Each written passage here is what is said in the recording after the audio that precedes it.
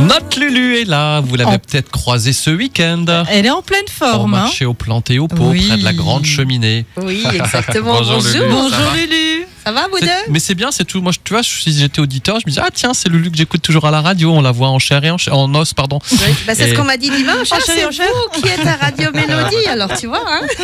Alors, on parle de Spirée Arguta. Qu'est-ce que c'est quoi, que c'est ça? un médicament? Ouais, on pourrait presque le dire, non. Mais moi, je trouve que on essaie de mettre beaucoup de couleurs dans nos jardins, oui. Et souvent, on oublie le blanc. Le blanc se marie très très bien avec le vert dans nos jardins. Pass mit alles. On se passe mit allem. Écoute. Et puis ça a quelque chose, moi je trouve, c'est noble, c'est quelque chose de beau. Et la spirée, moi j'aime bien parce que c'est un arbuste qui ne demande pas de soins. Il n'y a pas de conditions particulières, elle pousse dans tous les sols. Il faut la mettre au soleil ou à mi-ombre. On la coupe une fois dans l'année et après on l'oublie. Alors ça ressemble à quoi? Alors c'est une explosion de tiges au printemps. Oui. Et elle va se parer de petites fleurs blanches. Ah, c'est joli ça. Alors la seule chose, c'est un peu dommage, c'est qu'elle n'est pas parfumée. Si elle était encore parfumée, ce serait vraiment le summum. On peut pas demander la perfection. Voilà, alors il faut quand même savoir qu'elle va jusqu'à 2,50 m en fonction des variétés qu'on va choisir. De haut. D'accord, ça prend de l'ampleur. Et quand on dit de haut, en général, ça va avec, de large. Oui. J'ai mis quelques espèces de la même famille qui sont un peu plus... la Greffsheim, par exemple, elle va monter à 1,50 m, 1,30 m, ça dépend. Mais c'est vraiment quelque chose de très bien. En plus, les pollinisateurs au printemps, ils vont être contents parce qu'ils vont retrouver du pollen, ils vont pouvoir se requinquer.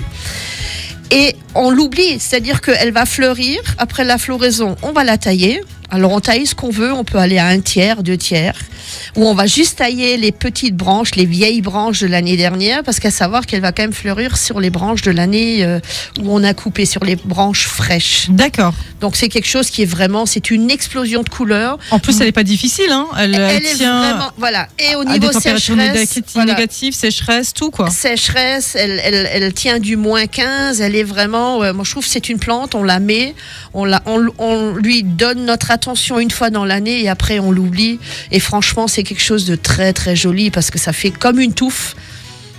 Alors vous voyez pas les gestes de Lulu, oui, Lulu, mais elle nous fait Lulu, plein de gestes, elle nous fait une fontaine avec ses bras.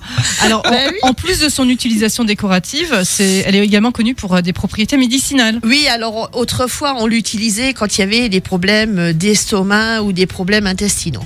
Hein, donc voilà. Aujourd'hui, on l'utilise peut-être un peu moins pour ça, parce que nos petites sorcières, il y en a plus tellement. Les gens qui savent vraiment utiliser toutes les plantes. Ouais. Oh, peut-être notre Gilles. On a Gilles. Voilà. On va vous présenter. Non, mais franchement, l'aspirée, c'est quand on la voit comme ça, on se dit oui, bon, mais c'est vraiment qu'on rajoute une plante. photo. Ah oui, non, mais je vais. Si. Ah oui, voilà. Il parce faut que vraiment pas me représenter. Oui, il faut vraiment se regarder. L'aspirée, c'est vraiment quelque chose de bien. C'est comme dit, c'est simple. C'est le coup de cœur de Lulu. Ce serait pour Sébastien, tiens. Ouais, il met ça dans son jardin. Il n'a pas le temps. Quelqu'un qui est pris, voilà, qui n'a pas le temps. Qui n'a pas le temps, exactement. Mais merci Lulu pour ce coup de cœur qu'on retrouve donc sur notre site radiomélodie.com. Et toi, on te retrouve chez Fairfollu. Voilà, on a rouvert cette semaine. On a eu des petits problèmes de santé, mais on a rouvert. Donc, Et tu fais des expos encore prochainement? Alors dimanche, je suis à Guertin. À Guertin, oui. À Guertin, c'est à côté de Saint-Avold. Ah oui, Dorina, oui. Et sinon, on a ouvert nos ateliers le mercredi, 9h midi, 14h, 17h, et le samedi, merci 9h midi. Merci beaucoup les filles, on a un inforoute dans 15 jours, ma Lulu. Allez hop.